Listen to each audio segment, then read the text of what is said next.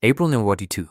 Aboard the battleship Yamato, anchored at Hashima, in Japan's inland sea, Admiral Isoroku Yamamoto sat alone in his cabin, staring at the operational plan for what would become known as Operation Me. The attack on Midway at the plan was massive, complex, and elegant. On paper, it was a masterpiece of naval strategy. Multiple fleets, diversionary attacks, a decisive battle that would lure the remnants of the American Pacific Fleet to their destruction. But as Yamamoto read through the details, a cold dread settled in his stomach. He'd been a naval officer for over 30 years.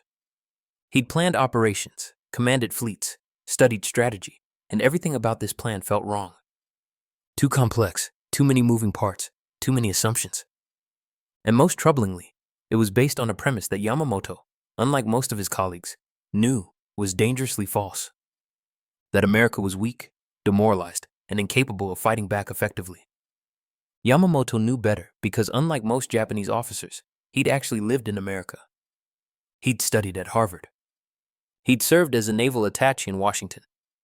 He'd traveled across the country, seen the factories, the oil fields, the vast industrial infrastructure, and he understood with a clarity that terrified him that Japan had awakened a sleeping giant. A giant that once fully roused would crush Japan under an avalanche of steel, oil, and industrial might that no amount of Japanese fighting spirit could overcome. He tried to warn his superiors before Pearl Harbor. He told them that Japan could only win a short war, 6 months, maybe a year. After that, American industrial production would overwhelm them. They dismissed his concerns. The attack on Pearl Harbor had been a stunning success. The victories that followed across the Pacific and Indian Ocean had convinced everyone that Yamamoto was being pessimistic. Now looking at the Midway plan, Yamamoto knew the window was closing, and this operation, this overly ambitious gamble, might be the mistake that slammed it shut forever. But he was trapped. The plan had already been approved by Imperial General Headquarters. The Emperor himself had been briefed. To oppose it now would be to question the judgment of his superiors and the wisdom of the High Command. In the Imperial Japanese Navy, such dissent was not merely discouraged. It was career-ending, possibly life-ending. So, Yamamoto did what competent men throughout history have done when trapped in systems that punish truth-telling. He followed orders. He prepared the fleet, and he hoped, desperately, that his fears were unfounded. They weren't. Yamamoto had studied the Midway operational plan with the eye of someone who understood both Japanese naval doctrine and American capabilities. And with each reading, the problems became more apparent. The plan was based on several key assumptions. First, that Japanese naval codes were secure, and the Americans had no idea an attack was coming. Second, that American carriers were still in Pearl Harbor and could be caught by surprise.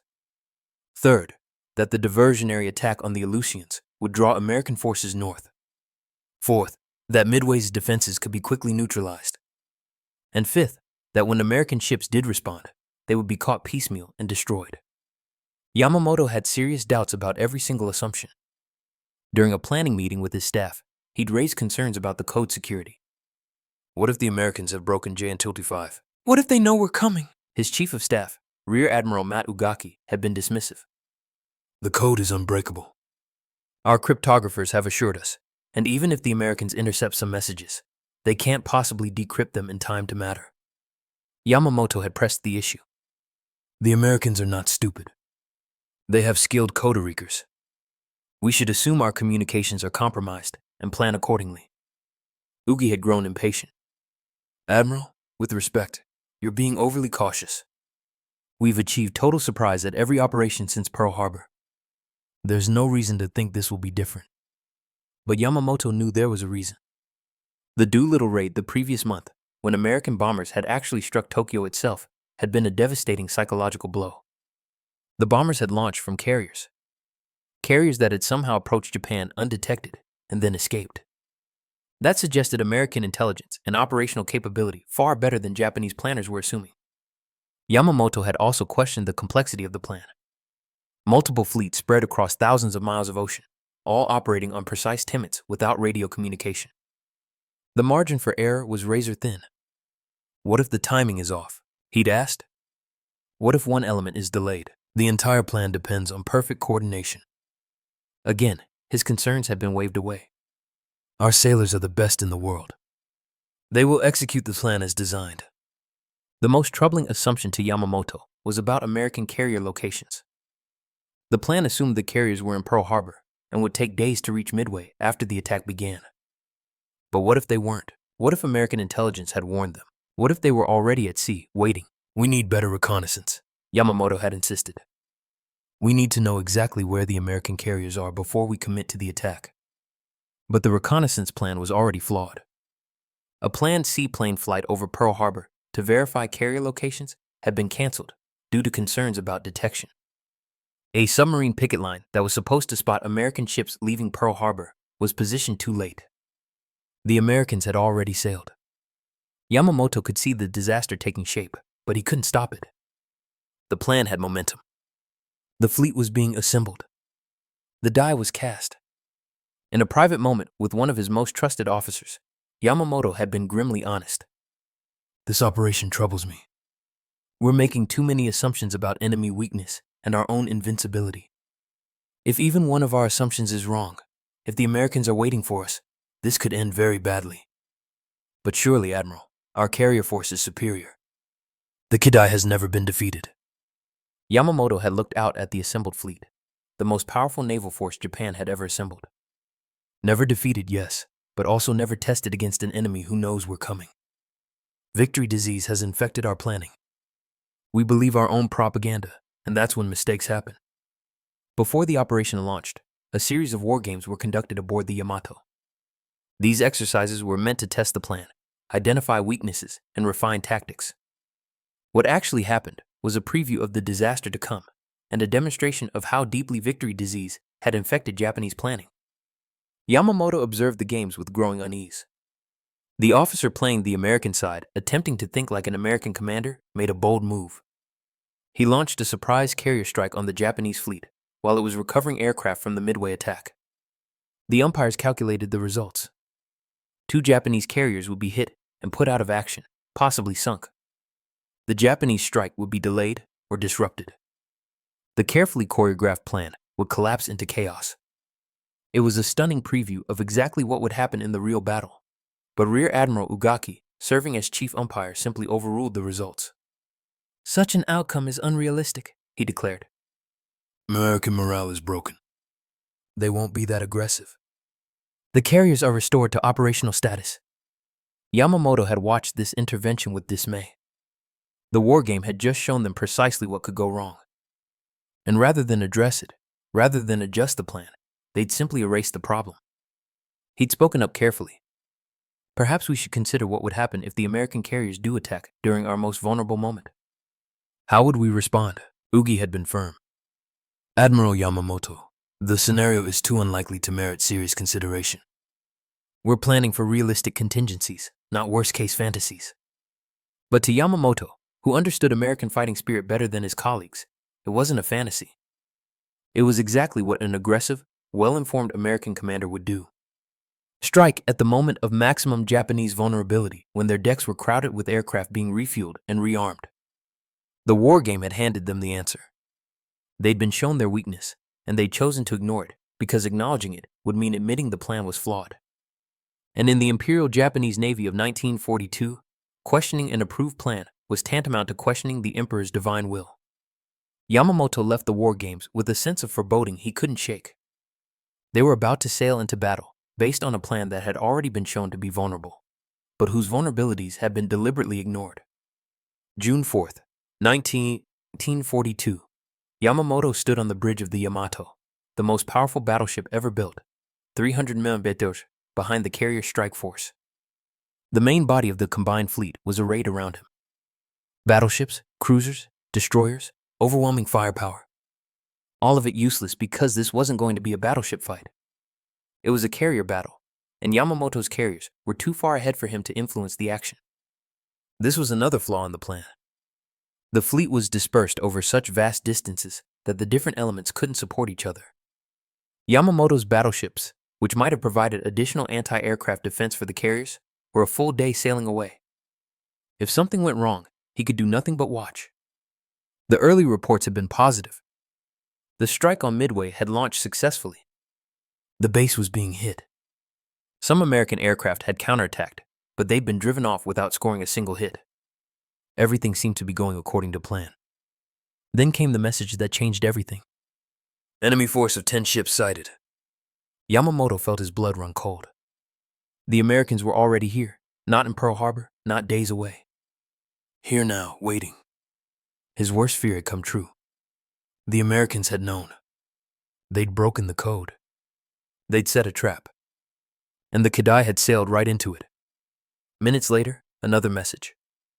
Enemy force includes what appears to be a carrier. Yamamoto's staff erupted in discussion. How could this be? The intelligence had been clear. The American carriers were supposed to be in port. This was impossible. But Yamamoto knew it wasn't impossible. It was exactly what he'd feared. The Americans had read their mail. They'd known where and when to be. And now Admiral Nagumo, commanding the carrier force, was facing the battle of his life against an enemy that had achieved complete surprise. Yamamoto issued orders to increase speed to try to close the distance. But he knew it was futile. Even at flank speed, the Yamato couldn't reach the battle area before nightfall. Whatever happened out there, Nagumo was on his own. The morning dragged on with agonizing slowness. Messages from the carrier force were sporadic, confused. American torpedo bombers were attacking. They were being driven off. Nagumo was recovering his strike aircraft and preparing a counterattack. Then at 10:30 a message that made Yamamoto's heart stop. Akagi, Kaga, and Soryu hit by dive bombers. Heavy fires. Silence fell across the bridge of the Yamato. Nobody moved. Nobody spoke. 3 carriers hit simultaneously. It wasn't possible. It couldn't be happening. But it was.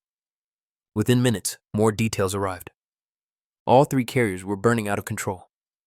Secondary explosions from stored ordnance were tearing them apart. The air groups were being evacuated. The ships were being abandoned. Yamamoto stood frozen, staring at the messages. In a span of perhaps 5 minutes, the heart of the Japanese carrier force had been ripped out. The Kitobai, invincible for 6 months, had been destroyed. His staff looked to him for orders, for guidance. But what orders could he give? He was 300 minutes away. The battle was lost. The plan had collapsed exactly as he'd feared it would.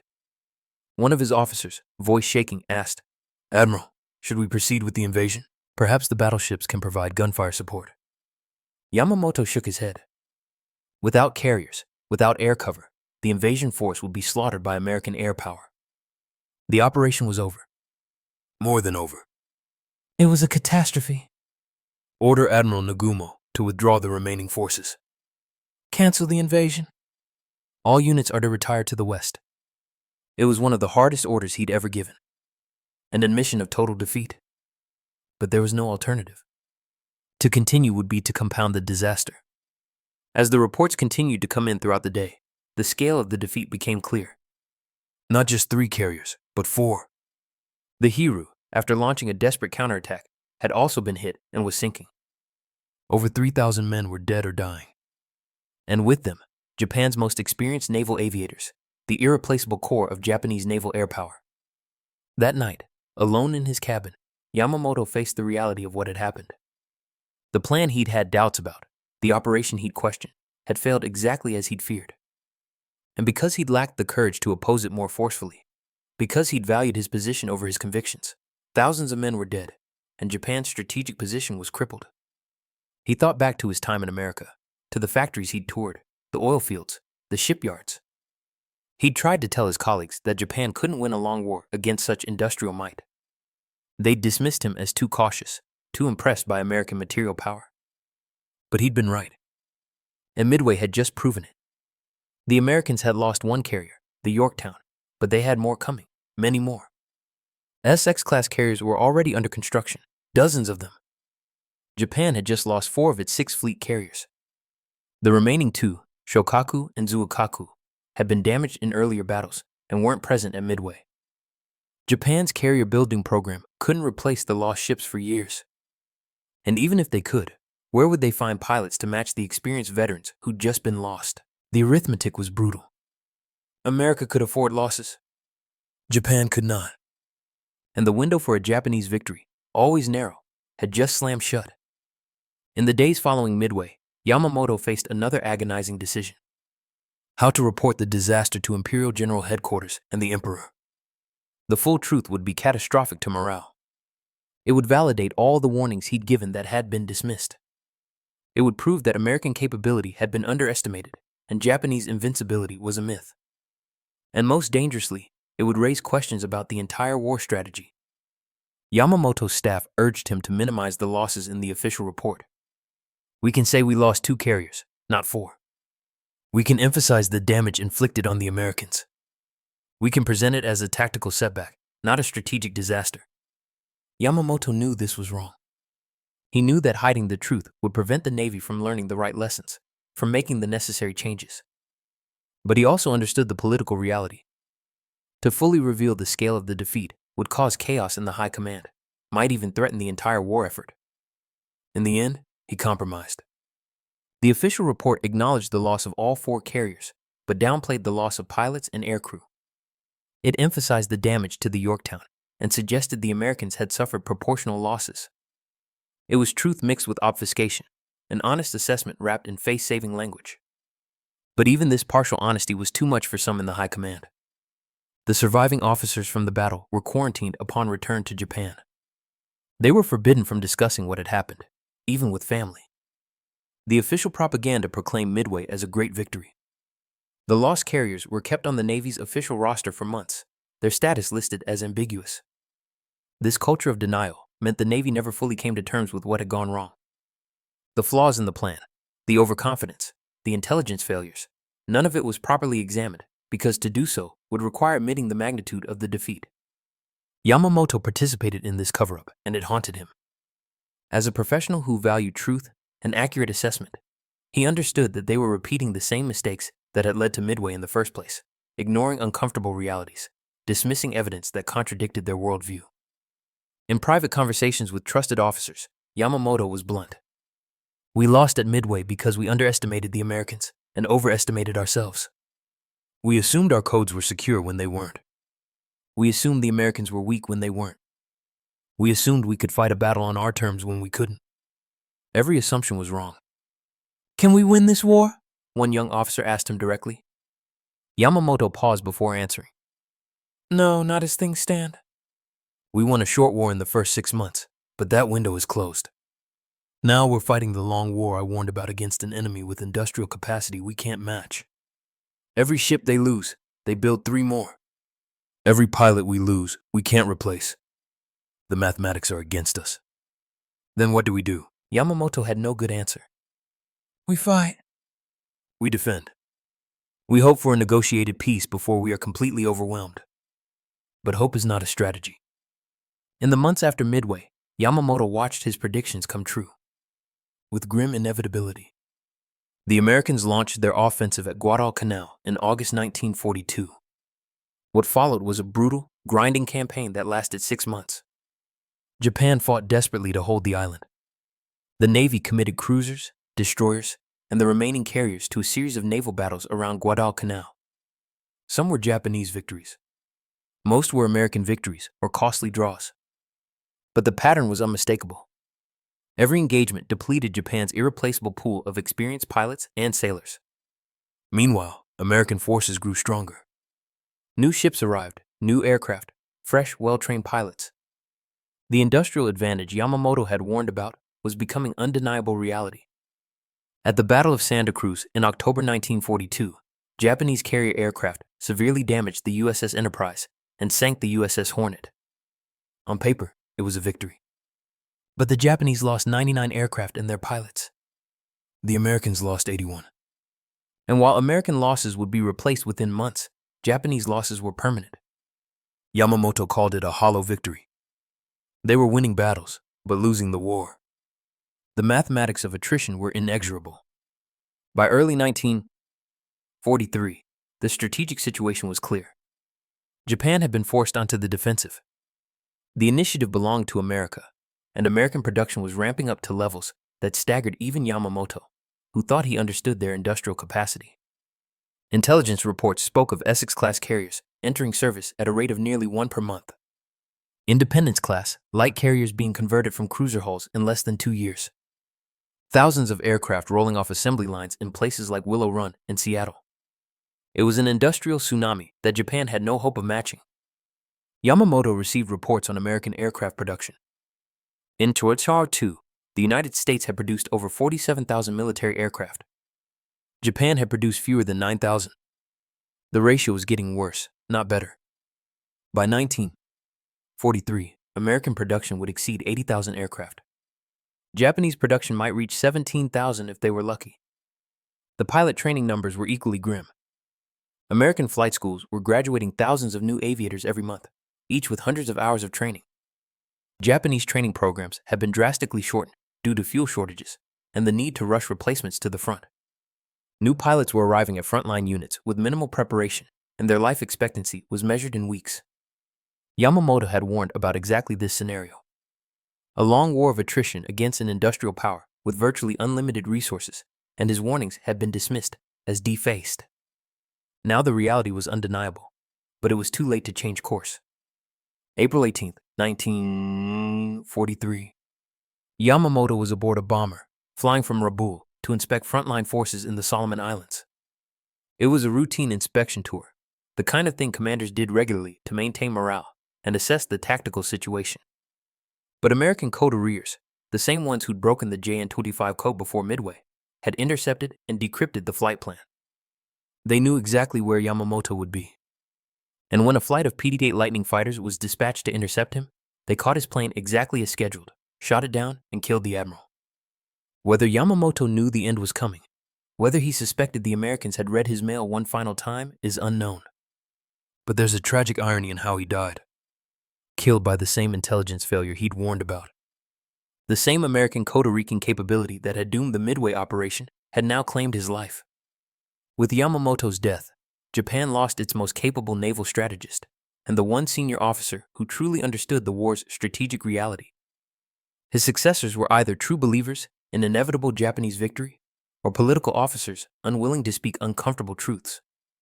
After the war, when historians and military analysts examined the Battle of Midway, Yamamoto's fears and warnings were completely vindicated.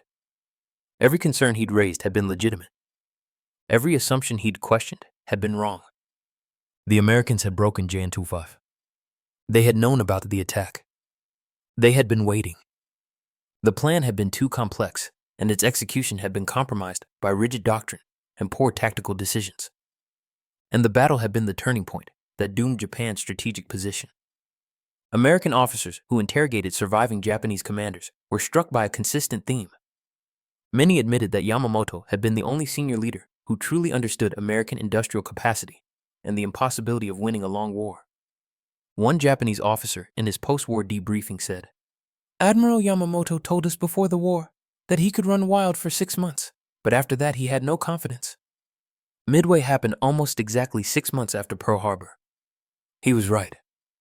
But by the time we realized he was right, it was too late. The production numbers bore out Yamamoto's warnings completely. By the end of the war, the United States had produced over 300,000 military aircraft. Japan had produced about 76,000. American ship production exceeded all other nations combined. The industrial avalanche Yamamoto had warned about had buried Japan exactly as he'd predicted. The Battle of Midway had been the critical moment. Not because Japan couldn't have continued fighting after losing 4 carriers, but because it proved that every assumption underpinning Japanese strategy was false. American morale wasn't broken. American intelligence wasn't blind. American industrial capacity was even greater than Yamamoto had feared. And yet, none of Yamamoto's warnings had been heeded until it was too late. Like Admiral Canaris warning about American industrial capacity and being ignored. Like Albert Speer calculating that Germany couldn't win a production war and remaining silent. Like Adolf Galland recognizing American air superiority and being called a defeatist. In every case, competent professionals saw strategic reality clearly and were trapped in systems where truth was subordinate to ideology, where loyalty meant agreement, and where questioning approved plans was career-ending or worse. Yamamoto's story is a tragedy of knowledge without power. He understood American capability better than any other Japanese officer. He'd warned that Japan could only win a short war. He'd predicted that a long war would end in defeat. He'd questioned the Midway plan's assumptions. He'd tried to inject realistic assessment into strategic planning, and he'd been overruled, dismissed, or ignored every time. Not because his assessments were wrong, but because they contradicted what people wanted to believe.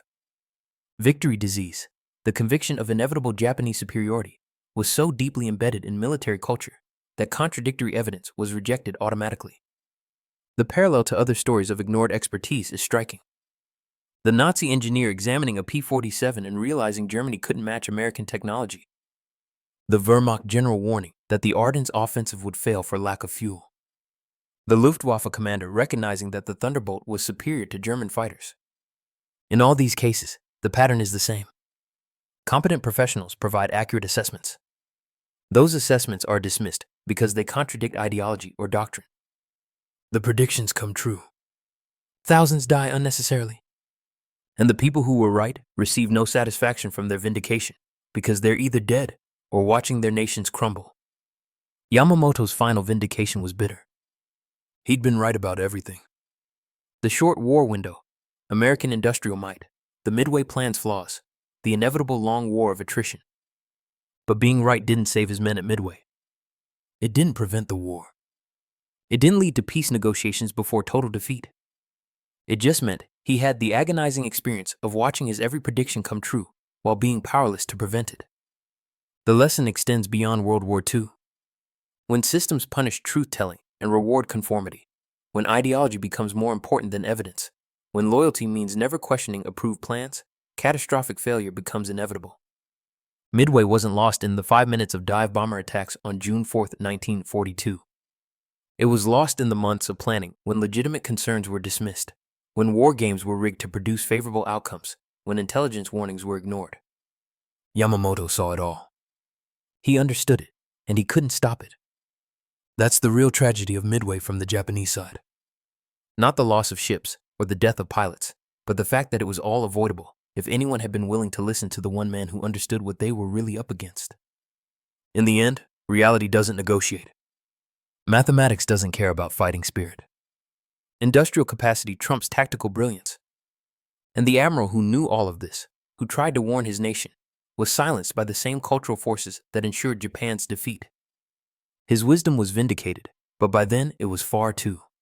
If you enjoyed this video and want to see more stories from World War II, make sure to subscribe to the channel.